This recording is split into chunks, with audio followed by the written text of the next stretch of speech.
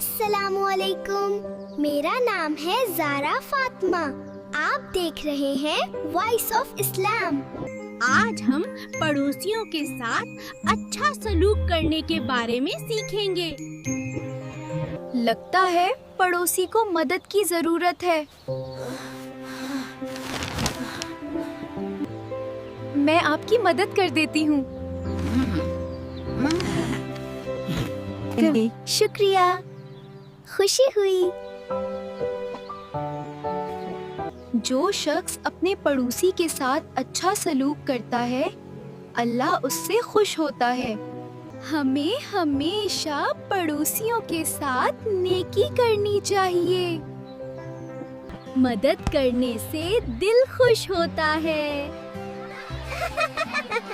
اگر آپ کو ہماری ویڈیو پسند آئے تو لائک کریں، شیئر کریں اور سبسکرائب کریں۔